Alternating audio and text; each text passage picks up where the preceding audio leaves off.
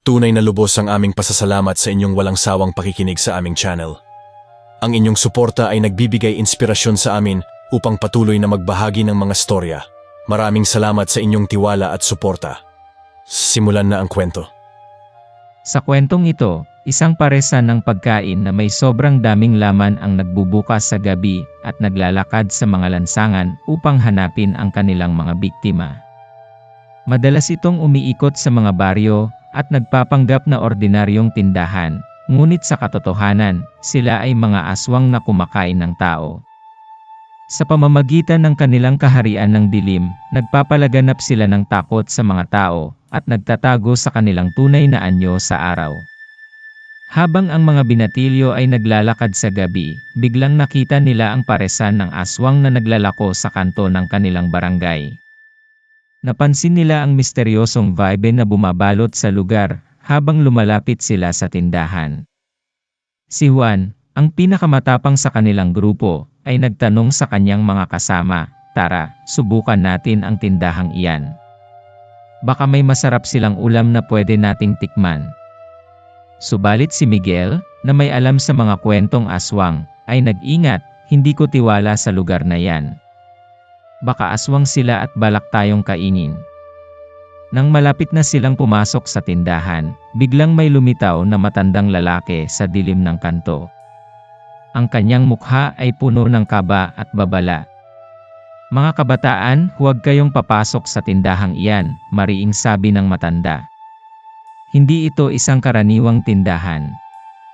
Ito'y tirahan ng mga aswang na nagpapanggap na tao upang mabiktima ang mga walang malay na tao." Napaluha ang mga mata ng matanda habang nagbabala sa kanila. Subalit si Juan, hindi pa rin nababahala. "Hindi kami naniniwala sa mga kwentong ganyan, Lolo. Gusto lang namin magkaroon ng masarap na hapunan."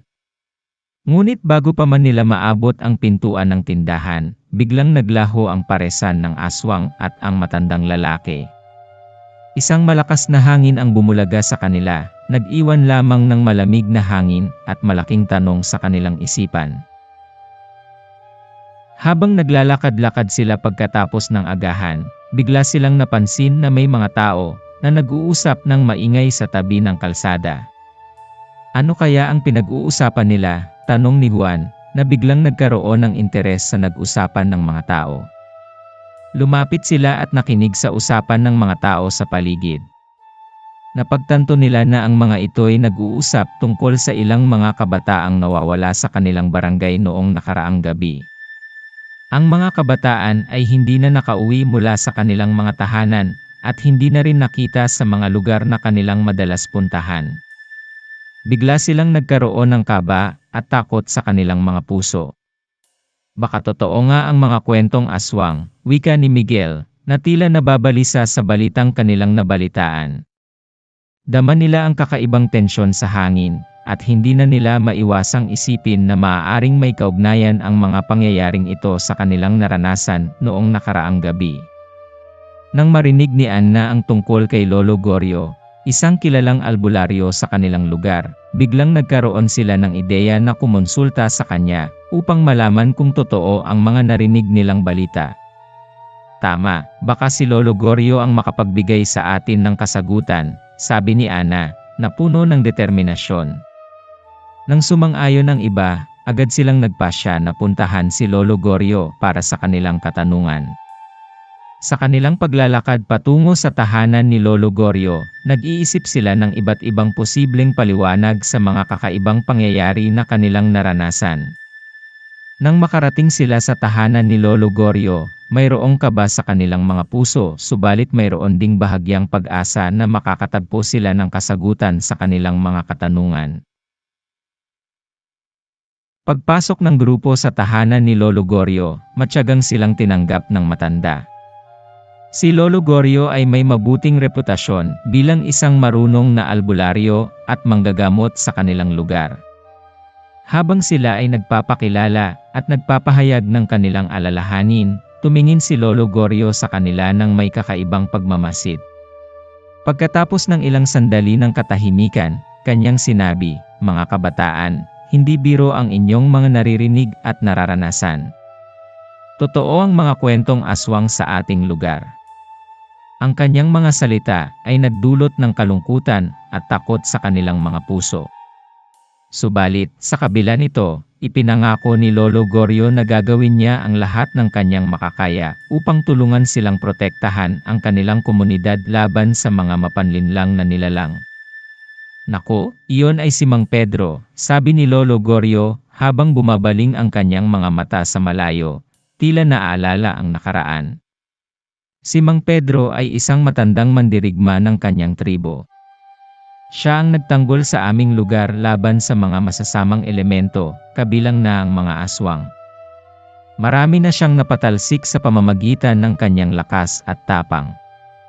Hanggang sa isang araw, naglaho na lang siya ng walang paalam. Ngunit ang kanyang diwa ay patuloy na nagbabantay sa aming lugar laban sa kasamaan. Nakikita sa mga mata ni Lolo Goryo ang respeto at paggalang sa sinumang matapang na tulad ni Mang Pedro. Sa muling pagtatagpo ng kanilang mga mata, marahang nagpapatuloy si Lolo Goryo, mabuti na't naging gabay niyo si Mang Pedro sa gabing iyon. Sana ay patuloy siyang magbantay sa atin. Tanging ang kaluluwa lamang ni Mang Pedro ang makapagsasabi kung nasaan siya ngayon, sagot ni Lolo Goryo nang may pag-aalinlangan sa kanyang tinig. Ngunit may mga alamat na nagsasabing ang mga katulad niya ay patuloy na nagbabantay sa atin mula sa ibang mundo. Kaya't kahit nawala siya sa ating mundong pisikal, maaari pa rin siyang magbigay ng proteksyon sa atin laban sa mga panganib. Nakaramdam sila ng kalakasan at pag-asa sa mga salitang ito. Sa kanilang puso, nagpapasalamat sila kay Mang Pedro sa pagiging kanilang tagapagtanggol, kahit sa kabilang buhay man siya naroroon. Humingi sila ng tulong kay Lolo Goryo upang patuloy nilang mapanatili ang kapayapaan sa kanilang lugar at tuluyang mapigilan ang mga masasamang hangarin ng paresan ng aswang. Nararapat na tayo'y magplano at kumilos, sabi ni Lolo Goryo habang seryosong tinitingnan ang mga binatilyo. Hindi tayo ligtas hanggang sa hindi natin mapigilan ang mga aswang na ito. Ang mga markang ito ay senyales na tayo'y kanilang piniling biktima at hindi sila titigil hanggang sa kanilang makamtan ang kanilang hangarin. Sa tulong ni Lolo Goryo, nagtayo sila ng isang plano upang labanan ang mga aswang at protektahan ang kanilang komunidad. Pinaghandaan nila ang mga espesyal na gamit at ritual na maglalayo sa kanilang sarili sa kapahamakan. Ginamit nila ang kanilang kaalaman sa espiritualidad at mga lihim na kagamitan upang higit na mapalakas ang kanilang kapangyarihan laban sa mga mapanlinlang na nilalang. Isang gabi, habang nagmamasid si Lolo Goryo mula sa bintana ng kanyang tahanan, bigla niyang naramdaman ang nakabibinging sigaw ng mga aswang sa malayo. Ang mga nakagisnan niyang tunog ay tila may kakaibang pangungulila at galit na hindi niya dati naranasan. Alam niyang malapit nang lumitaw ang paresan ng aswang upang muling maghasik ng takot at pangamba sa kanilang lugar. Dala ang kanyang tapang at determinasyon, handang-handa si Lolo Goryo na harapin ang hamon ng gabi. Binubuo niya ang kanyang sarili sa mga ritual at dasal upang palakasin ang kanilang proteksyon laban sa mga masasamang nilalang. Sa dilim ng gabi, sa kabila ng kanyang paghahanda, hindi mapigilan ni Lolo Goryo ang pakiramdam ng tensyon at kaba sa kanyang dibdib. Alam niyang hindi ito magiging madali, ngunit nagtiwala siya sa kanyang mga kasanayan at sa kapangyarihan ng mga ritual na kanyang ipinamana sa kanilang komunidad. Ang pagdating ng paresan ng aswang ay isang malaking pagsubok sa kanilang lakas at tapang. Ngunit sa tulong ng kanilang pagkakaisa at determinasyon na labanan ang kasamaan, alam ni Lolo Goryo na sila'y magtatagumpay sa huli. Habang nakatayo sila sa labas ng paresan ng aswang, bumuhos ang kanilang puso ng takot at kaba habang kanilang pinapanood ang mga aswang na kumakain ng kanilang mga biktima. Kasama si Lolo Goryo, nagpanggap sila bilang mga customer na walang kaalam-alam sa likod ng kanilang mukha ang tapang at determinasyon na labanan ang mga ito. Huwag tayong mabahala, sabi ni Lolo Goryo sa kanila ng may kalmadong boses, na nagbigay sa kanila ng lakas ng loob. Tayo'y handa at nagkakaisa. Huwag nating kalimutan ang ating mga ginamit na ritual at mga sandata laban sa mga ito. Tumango ang bawat isa sa kanila, nagpapahiwatig ng kanilang pag-aayos at pagtitiwala sa kanilang pinuno. Sa kabila ng kanilang takot, hindi sila nagpatalo sa takot at pangamba. Ang bawat isa ay handang ipagtanggol ang kanilang komunidad at protektahan ang isa't isa mula sa mga mapanlinlang na nilalang na nasa harap nila. Sa pagpapakitang gilas ng kanilang tapang at pagkakaisa, sila'y naglakas loob na harapin ang hamon na nag-aabang sa kanila sa loob ng paresan ng aswang. Nang marinig ng isa sa mga aswang ang sinabi ng isa sa mga kasama, nagbigay ito ng malalim na kahulugan sa sitwasyon. "Napakaswerte namin at dumarating kayo," sabi ng aswang ng may pagpapakunwari. "Matagal na naming hinihintay ang inyong pagdating, lalo na't kasama niyo si Goryo, dating mortal ng aming kaaway." Nang marinig ang pangalan ni Lolo Goryo, nagdilim ang kanyang mga mata, ngunit hindi nagpahalata ng takot. Sa halip, itinuon niya ang kanyang atensyon sa kung paano nila maililigtas ang kanilang sarili at ang kanilang komunidad mula sa mga masasamang layunin ng mga aswang. "Oo, kami nga ang narito," sabi ni Lolo Goryo nang may katapangan sa kanyang tinig. "Ngunit hindi kami dumarating upang maging mga biktima. Kami ay dumarating upang ipagtanggol ang aming sarili at ang aming mga kasamahan mula sa inyong kasamaan. Hindi kayo magtatagumpay sa inyong mga balak. Kami handang labanan kayo hanggang sa huli." Sa gitna ng nagiging tensyon sa paligid, tinapunan ni Lolo Goryo ng tingin ang mga aswang, nagdala ng kalakasan sa bawat salita. "Hindi magtatagumpay ang inyong kademonyohan laban sa tapang at determinasyon ng aming mga puso," sabi niya, ang kanyang tinig ay tumagos sa dilim ng paresan ng aswang. "Hindi namin kayo pahihintulutan na maghasik ng lagim sa aming komunidad. Kami ay magkakaisa, at sa aming pagkakaisa, kami ay magtatagumpay." Ang bawat salita ni Lolo Goryo ay nagdulot ng galit at takot sa mga aswang, na nagpapakita ng kanilang pag-aalinlangan at pagkabahala. Subalit ang kanilang pagkakahati ay nagpatibay sa kanilang determinasyon na magtagumpay laban sa mga kaaway. Sa harap ng matinding laban, ang kanilang mga puso ay puno ng tapang at pag-asa. Tiniwala nila na sa pamamagitan ng kanilang pagkakaisa at tapang, sila'y magtatagumpay laban sa kadiliman at ipagtatanggol ang kanilang komunidad mula sa kasamaan ng mga aswang. Sa kabila ng takot at tensyon sa paligid, biglang lumitaw si Lolo Goryo na may hawak na isang punyal na yari mula sa pangil ng pinakatandang kalabaw na nangtataglay ng mutya.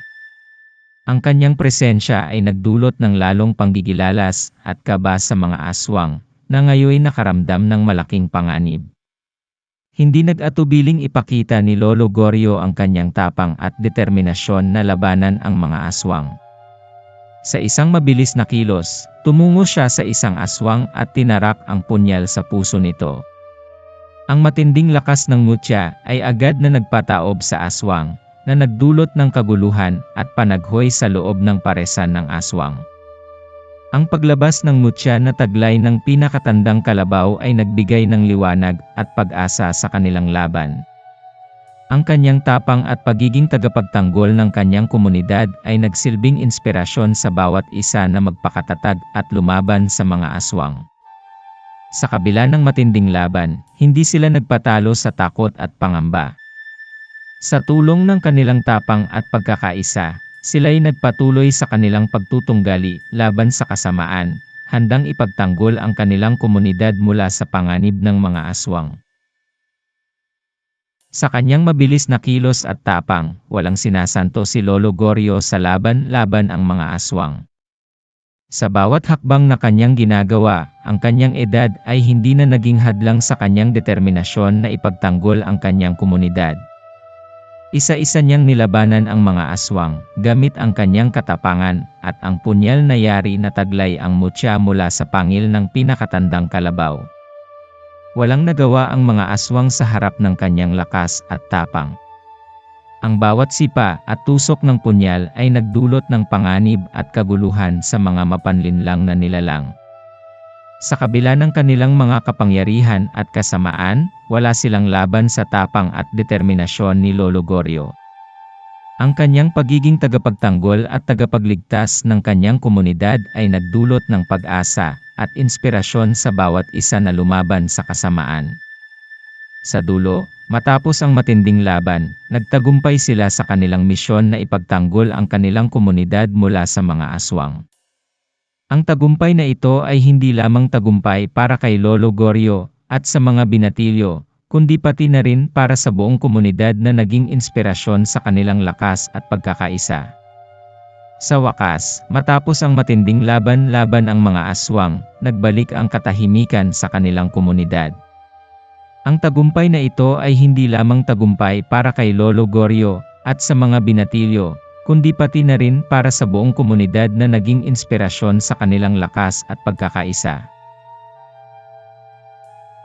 Humingi ng tulong si Lolo Goryeo sa kanyang mga kaibigan at kapitbahay upang linisin ang kanilang lugar mula sa anumang bakas ng kasamaan na iniwan ng mga aswang. Sa tulong ng bawat isa, muling bumalik ang katahimikan at kapayapaan sa kanilang komunidad. Ang tagumpay na ito ay nagbigay ng pag-asa at inspirasyon sa kanilang mga puso. Sa kabila ng mga pagsubok at panganib na kanilang pinagdaanan, napatunayan nila na ang lakas ng kanilang pananampalataya, pagkakaisa, at tapang ay magiging daan sa pagtagumpay laban sa anumang uri ng kasamaan. At sa mga susunod na henerasyon, ang mga kwento tungkol sa katapangan ni Lolo Goryeo at ang pagkakaisa ng kanilang komunidad ay magpapatuloy na magsilbing inspirasyon at alaala ng kanilang tagumpay laban sa kadiliman. Komento ko sa kwento. Mahusay ang kwento. Napakaganda ng pagkakalahad ng pakikipaglaban ng mga karakter laban sa kasamaan. Ang pagkakaroon ng tapang, determinasyon, at pagkakaisa ay mga mahahalagang mensahe na naiparating ng kwento. Ipinakita rin ito ang kahalagahan ng pagtulong sa isa't isa at ang kapangyarihan ng pagiging inspirasyon sa iba. Talagang nakakaengganyo at nakaka-inspire ang mensaheng ipinakita ng kwento